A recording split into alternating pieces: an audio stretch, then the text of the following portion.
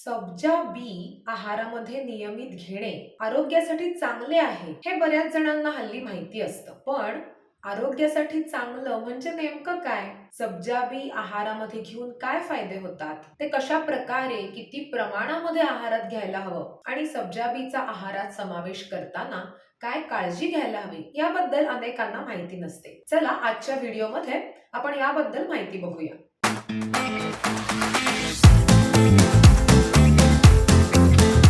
नमस्कार, मी doctor Tejas. Just for हार्टच्या युट्यूब चॅनलवर तुमच्या सगळ्यांचं खूप खूप स्वागत. हल्ली सब्जा बी, चिया सीड्स याबद्दलचा अवेअरनेस खूप वाढलाय. अनेकांना याचा आहारात समावेश करायचा असतो. पण सब्जा बी, चिया सीड्स, तुळशीचं बी हे सगळं एकाच प्रकारच्या बिया आहेत का?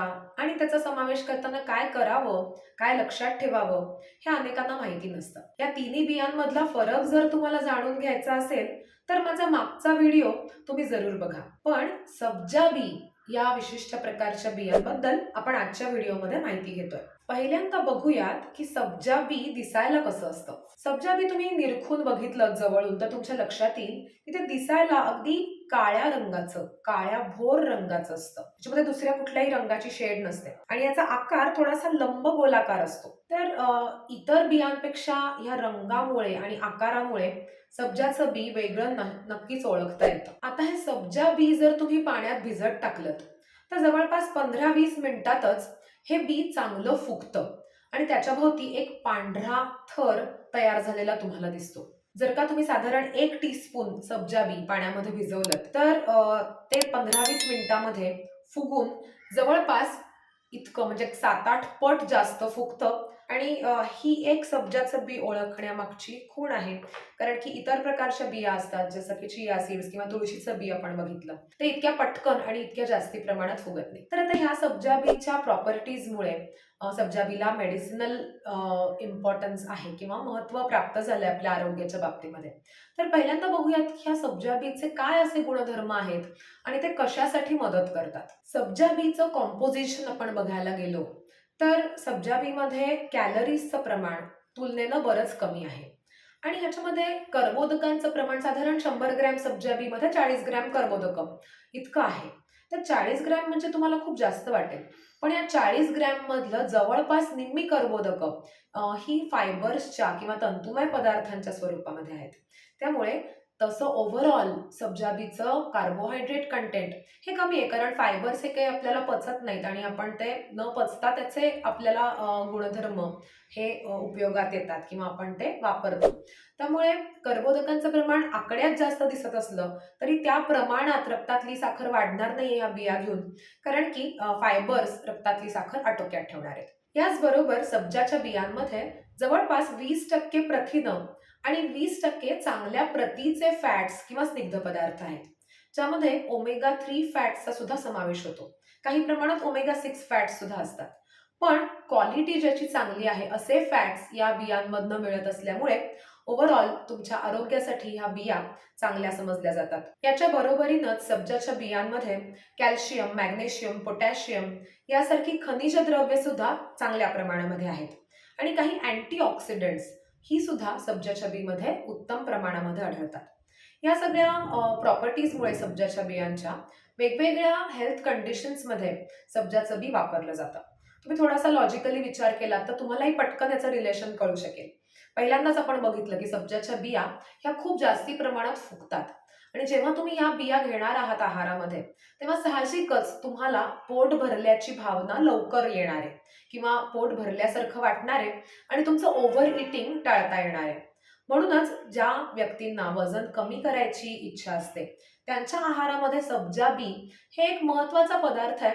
सब्जाच्या या फुगलेल्या बिया जेवणापूर्वी साधारण एक 15-20 मिनिटं किंवा अर्धा तास आहारामध्ये घेतल्या तर निश्चितच भूक थोडीशी भागल्यासारखी भावना होते आणि जेवणामध्ये कमी खाल्लं जातं, पर्यायाने कमी कॅलरीज पोटात जातात. शिवाय सब्जातल्या फायबर्समुळे सुद्धा वजन कमी व्हायला मदत होते. तर वजन कमी करणाऱ्यांसाठी सब्जा हा एक चांगला ऑप्शन आहे. त्याचबरोबर म्हणजे इनडिरेक्टली शुगर कंट्रोलसाठी सुद्धा सब्जाचा वापर करता येतो किंवा उपयोग होतो. कारण की तुम्ही जर का कमी खाल्लं जेवणामध्ये, कमी कर्बोदकं तुमच्या पोटात गेली जेवणातली तर साहजिकच तुमची रक्तातली साखर तुलनेनं कमी वाढणार आहे. त्यामुळे डायबिटीसच्या रुग्णांसाठी किंवा डायबिटीस असणाऱ्या व्यक्तींसाठी सब्जा हे एक चांगलं ऑप्शन आहे त्यांच्या आहारामध्ये नियमित घेण्यासाठी. याबरोबरच ज्यांना ऍसिडिटी होते नेहमी अशांसाठी सुद्धा सब्जा आहारामध्ये घेणं हे फायदेशीर ठरू शकतं. स्पेशली उन्हाळ्यामध्ये अनेक जण सब्जाचा आहारामध्ये वापर करतातच, पण इतर सीझन्समध्ये सुद्धाच प्रमाणात सब्जा घेणं हे चांगलं आहे, फायदेशीर आहे.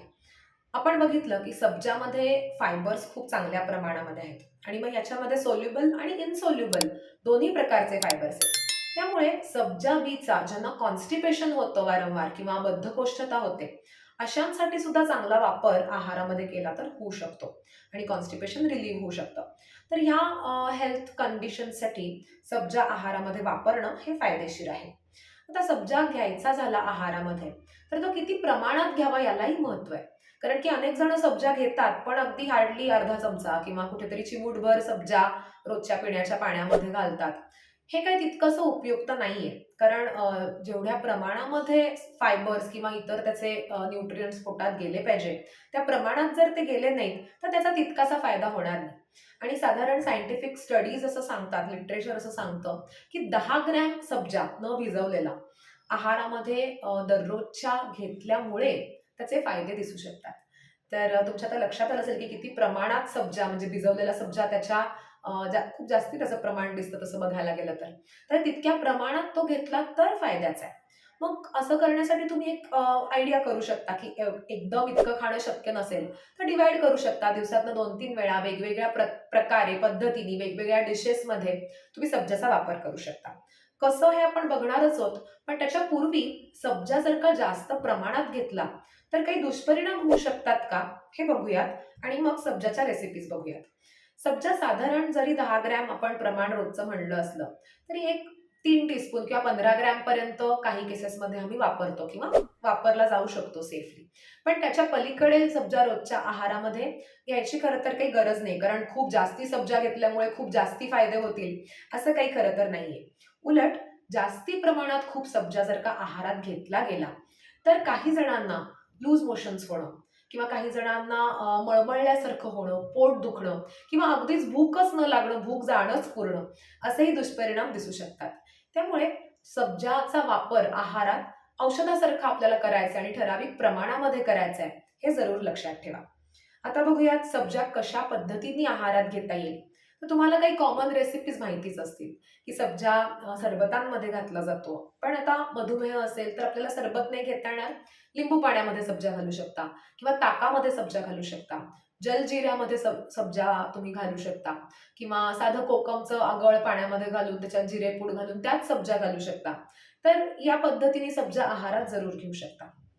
दुसरा ऑप्शन तुम्हाला माहिती असेल की फालुदामध्ये सब्जा आपण मोस्टली बघितलाय. जेव्हा आपण बाहेर जातो घेतो फालुदा तर लोकांना सब्जा माहित नसेल तर मी विचारते की तुम्ही फालुदा खाता का?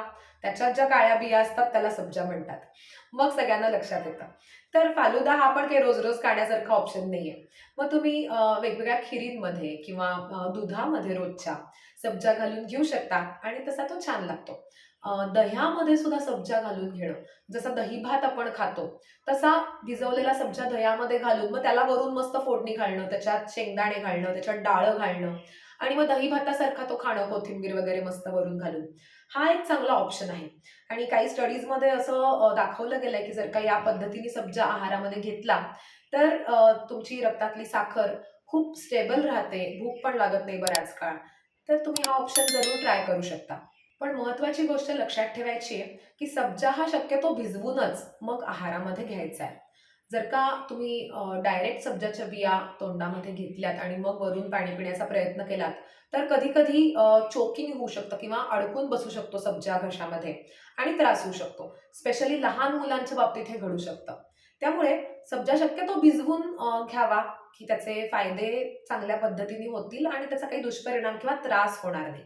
तर हे लक्षात ठेवून तुम्ही सब्जाचा वापर सांगितलेल्या प्रमाणात, सांगितलेल्या पद्धतीने आणि डोळसपणे आहारात जरूर करा. तुम्ही सब्जाचा वापर जर का ऑलरेडी करत असाल तर तो अजून कुठल्या वेगळ्या पद्धतीने करता का हे मला कमेंट्समध्ये जरूर कळवा. मला तुमच्याकडनं सब्जा वापरून अजून नवीन नवीन कुठल्या रेसिपीज करतात हे शिकायला आवडेल. आजच्या व्हिडिओमध्ये इथेच आपण थांबणार आहोत, पण त्यापूर्वी मला तुम्हाला मागच्या मंडे क्विजचा निकाल सांगायचा आहे. दर सोमवारी आम्ही आमच्या यूट्यूब कम्युनिटीवरती आणि फेसबुक पेजवरती एक क्विज पोस्ट करतो आणि ह्या क्विजचं जो कोणी अचूक उत्तर देईल किंवा छान इलॅबरेट करून उत्तर देईल त्याला आम्ही या क्विजचं विनर अनाऊन्स करतो आणि त्याला आमच्याकडनं एक छानशी भेटवस्तू मिळते. तर मागच्या सोमवारी आम्ही प्रश्न विचारला होता की मधुमेहींनी कोणत्या वार्षिक तपासण्या कराव्यात.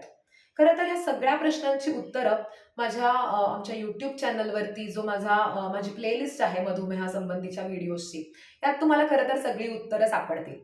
आणि काही जणांनी याचं छान उत्तर द्यायचा प्रयत्न केलाय. तर ह्याच्यामधलं उत्तर खरं तर असं आहे की फास्टिंग पीपी शुगर आपण नेहमीच करतो किंवा वर्षभर ते करणं अपेक्षित आहे. HbA1c ची टेस्ट ही पण दर 3 महिन्यांनी करणं अपेक्षित आहे, 3-4 महिन्यांनी. पण वार्षिक तपासण्यांमध्ये स्पेशली मधुमेहींनी ज्याचा परिणाम मधुमेहाचा ज्या अवयवांवरती होऊ शकतो, अशा अवयवांच्या तपासण्या करणं अपेक्षित आहे. म्हणजे याच्यामध्ये डोळ्यांची तपासणी, यात मग डोळ्यामध्ये औषध घालून डोळ्याच्या भावल्या मोठ्या करून मग त्यातल्या रक्तवाहिन्यांची तपासणी करणं हे अपेक्षित आहे. किंवा पायांच्या नसांची तपासणी करणं, मधुमेहाचा किडनीवरती काही परिणाम झालाय का हे बघण्यासाठी UACR नावाची टेस्ट करणं.